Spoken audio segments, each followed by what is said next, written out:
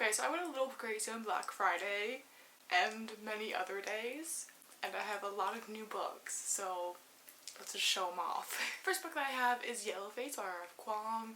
This book, from what I know, it follows two women who are both writers. One is very successful though, and the other not so much. However, they're hanging out one night and the very successful author dies and leaves her manuscript that no one knows about, so the less successful author actually picks up her manuscript and ends up publishing it. I want to pick this up because I really like R.F. Kuang, and everyone has read this book, I swear to God. Like, I keep seeing it on every list, so I wanted to give it a chance. Next we have Big Swiss by Jen Beagin. This book follows a transcriptionist. Is that the word? Transcriptionist. Yeah, I guess it is.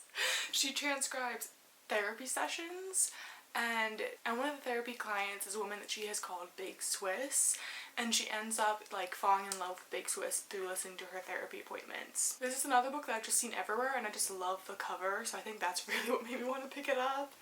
But I've also seen this book everywhere, so. After that, I have In the Lives of Puppets by T.J. Klune. This book I'm not really sure what it follows. From the synopsis, it says it follows like 3 little robots who have created a family and they're all nice and safe together. And then one day Vic salvages and repairs an unfamiliar android labeled Hap, and he learns of a shared dark past between Hap and Geo, a past spent hunting humans.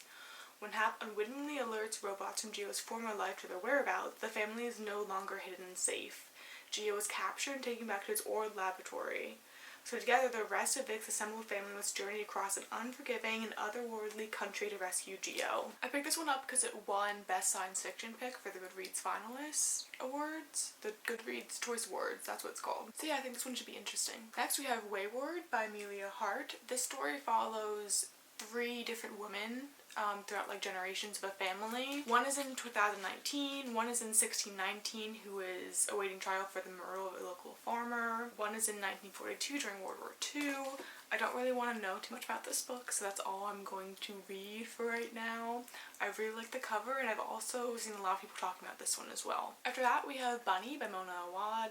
This book follows our main character Samantha, who is going to grad school for a writing program. All the other girls in her program are like best friends, and they call each other Bunny, and they're really like peppy and annoying and rich, and Samantha just can't stand them. And then there's one day that she gets invited to hang out with the bunnies, and from there everything changes. This is another book that I swear to God, I've seen everyone talking about. I've seen this on TikTok so many times, and I just really wanted to read it so I could see what my own thoughts are. Next, we have Stay and Fight by Madeline Fitch. The Fitch? I don't know how to say her name. There's 2 F's there, and that confuses me. This book follows our main character Helen, who arrives in Appalachian, Ohio, full of love and her boyfriend's ideas for living off the land. With winter coming, he calls it quits. Her neighbors help her make it to spring. Soon these neighbors, Karen, Lily, and newborn Pearlie, are forced out of their home, so Helen invites them to throw in with her. They split the work and the food, build a house, and make a life that sustains them, if barely, for years. Then young Pearlie decides he wants to go to school, and unread letters pile up from the gas company that owns the pipeline edging their land.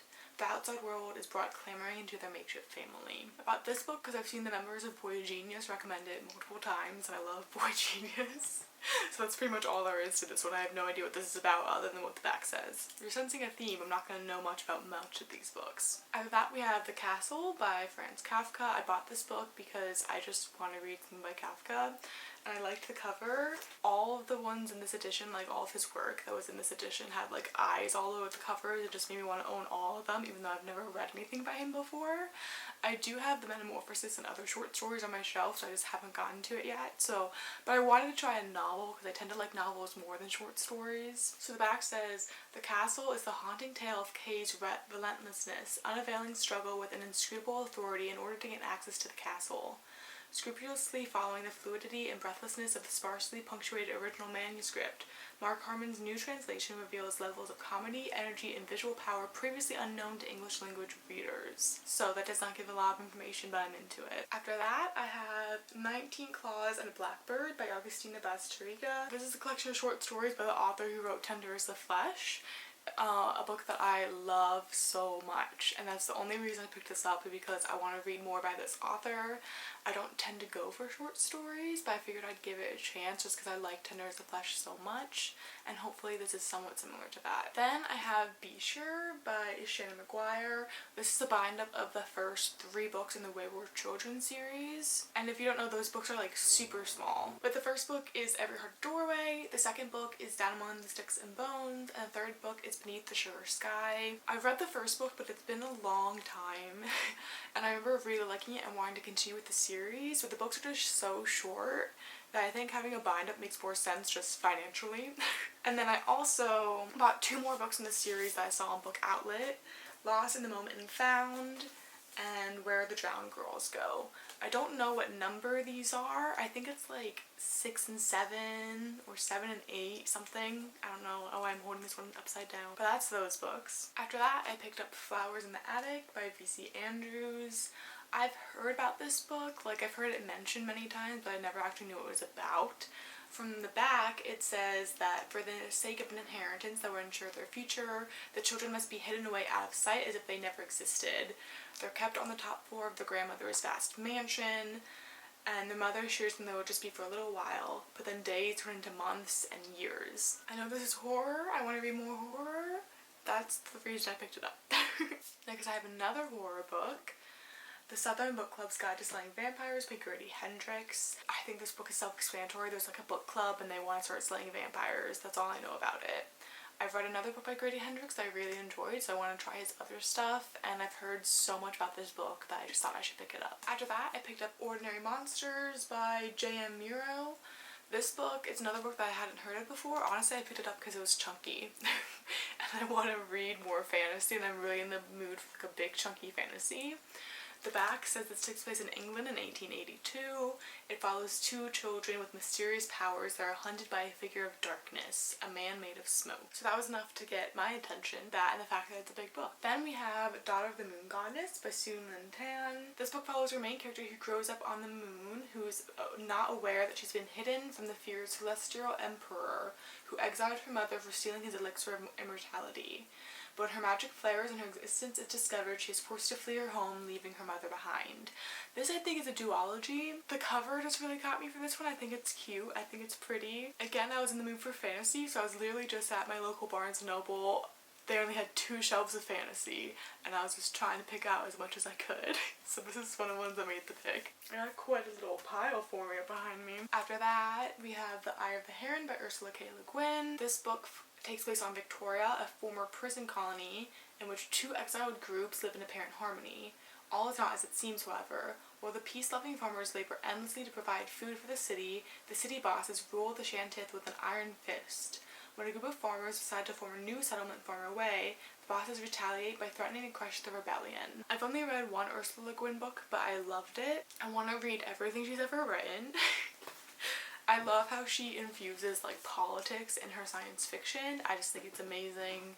Again, I want to read every book she's ever written, so this was an auto-buy for me. Then we have some non-fiction for a little break here. The first is Except for Palestine, The Limits of Progressive Politics by Mark Lamont Hill and Mitchell Plintick. So this book argues that progressives and liberals who oppose regressive policies on immigration, racial justice, gender equality, LGBTQ rights, and other issues must extend these core principles to the oppression of Palestinians. I just thought this book was important to pick up right now given the ongoing genocide. I read The 100 Years' War in Palestine a couple months ago and I loved it, so I really want to inform myself more. And I've heard a lot of good things about Mark Lamont Hill, so I'm excited to pick this up. Next we have Nickel and Dimed by Barbara Ehrenreich. I never know how to say her name. So essentially Barbara Ehrenreich is a sociologist, and she did this experiment, I guess, where she tried to live off of minimum wage. Which shouldn't be an experiment of any kind, but it was. And just this book talks about her experience and how like impossible it was to get by living off of minimum wage. I've read one book by her about the passions of war and I hated it, but this is like her main book. Like this is the one that made her famous, so I want to read this one. And I'm interested in the subject matter as well. And then I have The Vagina Monologues. This one's funny because I actually know nothing about this. I've just heard of like the Vagina Monologues before, and I was in a used bookstore and it was like $4, so I bought it. And that's why I shouldn't be allowed in used bookstores. So that's what this is. Next we have Worn, A People's History of Clothing by Sophie Thanhouser. So this book sounds really cool. So in it the author tells 5 stories, linen, cotton, silk, synthetics, wool, about the clothes we wear and where they came from. I'm really interested in the history of fashion. I'm really interested in like fashion in general, so I'm really excited about this one. 2 more nonfiction books and then I'll get to the rest of the fiction. This is Inverse Cowgirl by Alicia Roth Wager. This is a story about growing up intersex in America. I've never read anything from the perspective of an intersex person. Certainly not a memoir, and I'd love to learn more about it. Also, this is a cool cover and a cool name. And then last nonfiction, Just Kids by Patti Smith. This is Patti Smith's memoir. That's all I know about it. I've seen this book recommended so many times. I've seen it on so many like celebrity favorite book lists. So I'm excited to read it myself and see what my thoughts are. Okay, we still got some books, believe it or not. Next we have The Burning God by R.F. Kuang. This is the 3rd and final book in the Poppy War series, which is a fantasy series based off of the Opium Wars. Obviously I don't know what this specific book is going to be about and I don't want to know it. I bought the 2nd book not too long ago, so I just want to finish the series because I really like the 1st book and I really like R.F. Kuang's writing. Can you see this? It's about yay high. Next. Our Share of Night by Mariana Enriquez. This follows a young father and son that set out on a road trip, devastated by the death of the wife and mother they both loved. United in grief, the pair travel to her ancestral home where they must confront the terrifying legacy she has bequeathed, a family called the Order that commits unspeakable acts in the source of immortality. This is a horror novel. I think it made it as like a semi-finalist for the Goodreads Choice Awards in the horror category. I'm excited to pick this up. I've heard a lot of really good things about this author too. I have Dangers of Smoking in Bed on my shelf. I just haven't gotten to it. But I'm pretty sure that's short stories and I much prefer like novels, so I think I want to give this one to go first. Can you seriously not see this? I'm going to pull it closer so you can see it. You see? That's how high they are. The Sympathizer by Viet Thanh Nguyen. This book essentially follows a half-French, half-Vietnamese man who's living in Los Angeles with a bunch of other Vietnamese refugees during the Vietnam War, but little does anyone know he's actually reporting things back to his communist superiors in Vietnam. Sounds very, very interesting. And it also was the winner of the Pulitzer Prize, so I gotta go with that. Next we have Nothing But Blackened Teeth by Cassandra Cow? I don't know how to say her last name, I'm so sorry. I don't know what this book is about. I know it's very short, I know it's a horror novel, and I know that I saw it on Book Outlet for like $3. That's all I know. The back says, a Heian-era mansion stands abandoned, its foundations resting on the bones of a bride, and its walls packed with the remains of the girl sacrificed to keep her company. It's a perfect venue for a group of thrill-seeking friends brought back together to celebrate a wedding. A night of food, drinks, and games quickly spirals into a nightmare as secrets get dragged out and relationships are tested. But the house has secrets too. Lurking in the shadows is the ghost bride with a black smile and a hungry heart, and she gets lonely down there in the dirt. Sounds spooky. After that, the rest of these books I don't know much about, so I'm gonna probably be reading off the back. If that bothers you, you can click off now, I'm sorry. The next book is The Incendiary. The next book is The Incendiary. Oh my god. Incendiaries. A novel by R.F. Kuang. I don't know why I had like a stroke trying to say that. This book follows Phoebe and Will, who meet in their first month at prestigious Edwards University. Phoebe is a glamorous girl who doesn't tell anyone she blames herself for her mother's recent death. Will is a misfit scholarship boy who transferred in from Bible college, waiting